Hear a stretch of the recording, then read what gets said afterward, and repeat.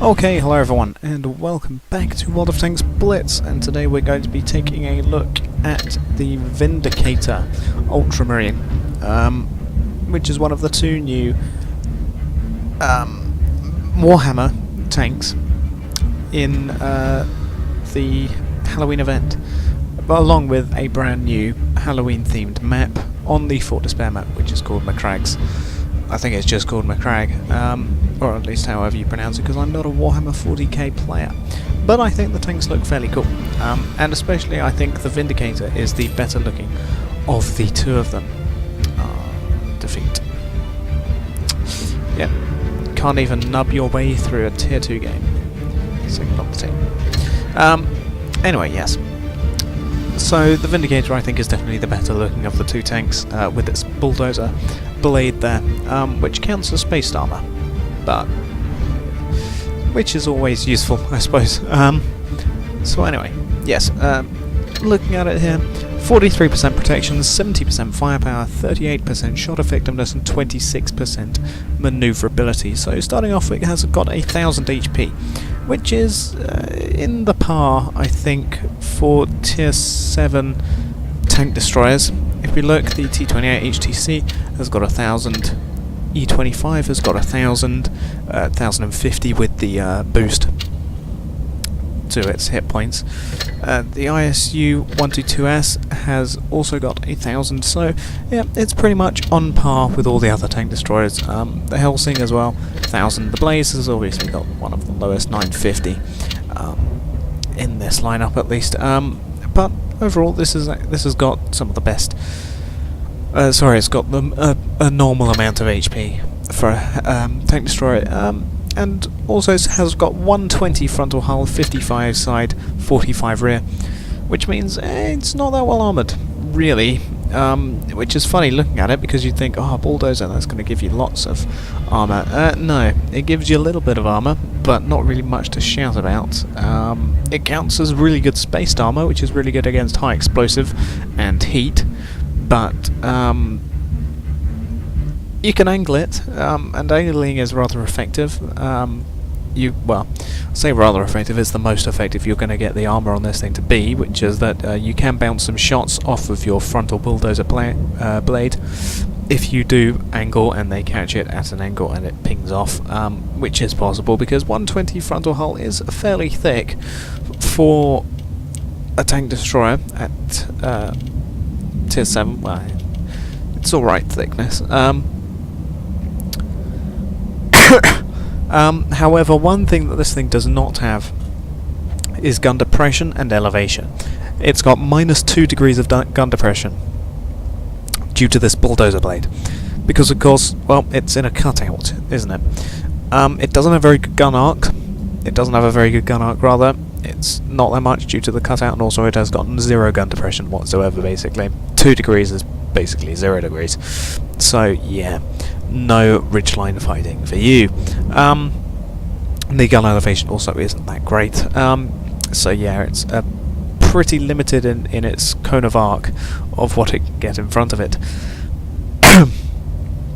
And overall, the armour is pretty meh for a tier 7 tank destroyer. It's also fairly weighty. It weighs 42 tons, and only has a 500 horsepower engine, which means that it goes at 30 kilometers per hour, but it only turns at 27.12 degrees per second, which compared to something like the ISU 122S, which weighs 45 tons, but has got a 600 horsepower engine, and it can go 13 kilometers per hour faster, and it can also turn considerably quicker, which means that it's fairly immobile, to add on to its list of problems. Oh, hang on, chest opening. Yeah. Spare parts, huzzah. But, yeah, it's really pretty immobile. It's fairly imposing.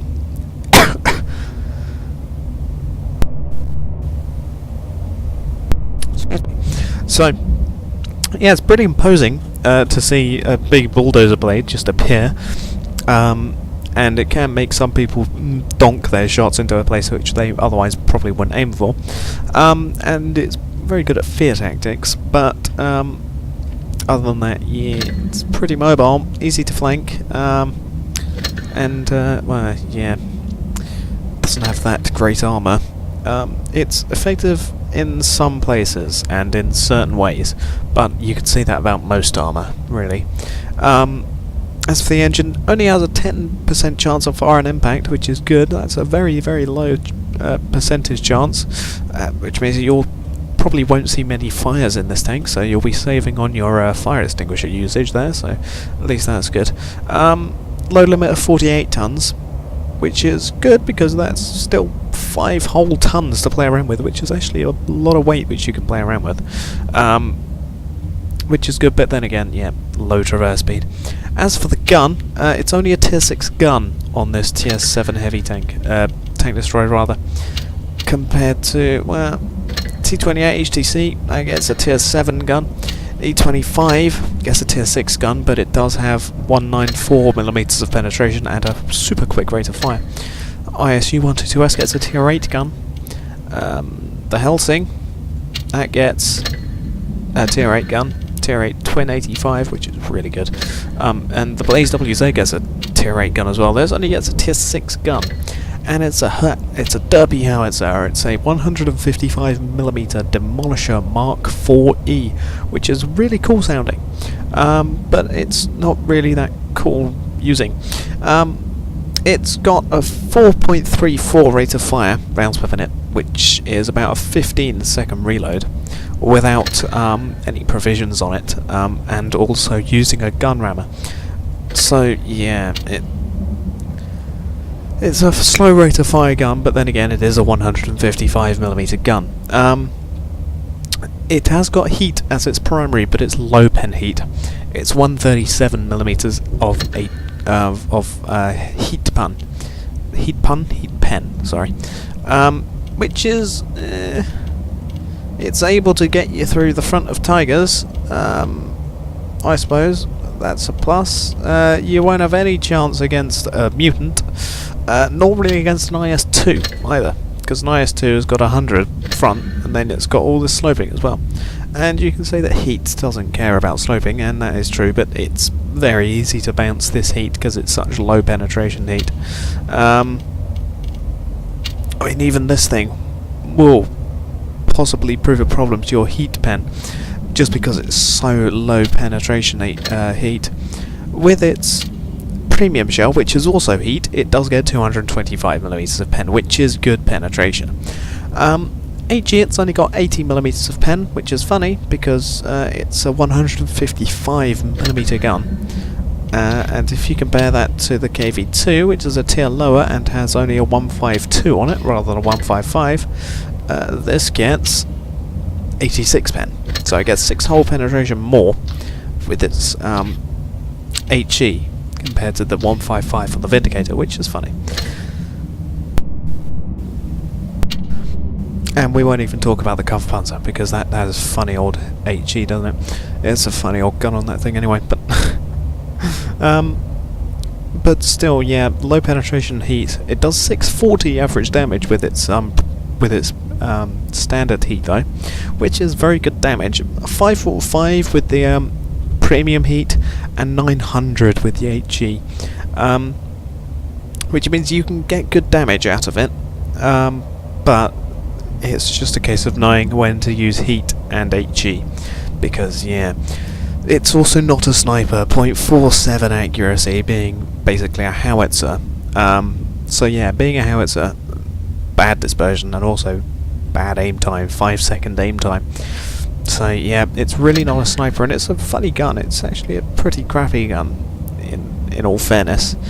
Low penetration heat as standard, you'll get lots of bounces. Very inaccurate being a howitzer, and a slow aim time for it. So yeah, it's the more imposing of the two Halloween things, but it's also admittedly the worst out of the two of them.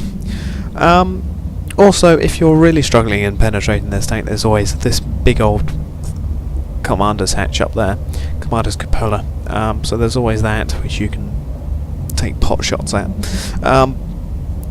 But yeah, it's a pretty meh tank. You carry 40 rounds which I've gone with a 10-10-20 split.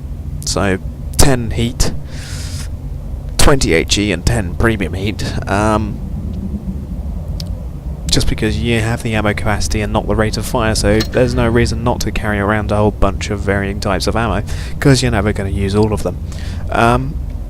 So yeah, as for provisions, you've of course got standard and improved fuel for 3 and 10% respectively to engine power and turret reverse, and then you've got tinned food and field rations for 3 and 10% respectively to crew mastery. Being part of the hybrid nation, that's its crew boosting consumables of choice. And then you've got protective kit, 15% to protection to crew from injuries, 10% speed and module repair, 20% fire protection and 10% ammo and fuel tank durability, so you can go ahead and put on some of them if you want. As for consumables, you've got your standard repair first aid fire extinguisher, engine power boost, 20% to engine power for 15 seconds, then you've got adrenaline, 20% to low speed and 10% chance of damaging enemy vehicle modules for 15 seconds. Then you've got the multi-purpose restoration pack, which is these 3 things rolled into one. And yeah, then you've got the equipment, and honestly I don't know what Blitz is doing anymore with the equipment because they're changing around a whole bunch of equipment in the next patch, so I have no idea exactly what they're doing. But for how it stands now, I would say definitely go with the gun rammer. You need all the reload time that you can get, so you're going to want to get the gun rammer for the increase in rate of fire. As it stands, protected modules for the extra protection of engine, transmission and ammo rack, and 10% to suspension and fuel tank durability. Then definitely coated optics, because I mean look at the size of this thing. This thing compared to a Helsing. Yeah, you see the difference. That and that. Also, Tiger P and this. There's not really much in any of these heavy tanks compared to this. It's got a terrible camo rating, so there's not much point in getting a camo net, so definitely go with coated optics. Then definitely enhanced gun lane drive, although the supercharge is tempting due to the slow shell velocity of a howitzer, means that it is tempting to go with the supercharge, and really it is your choice. If you can suffer with the aim time, then go ahead fit on supercharge. Both of them are decent enough on this tank. Then definitely improved assembly for the better HP, because you can try and boost your armour, but it's not really going to be that effective.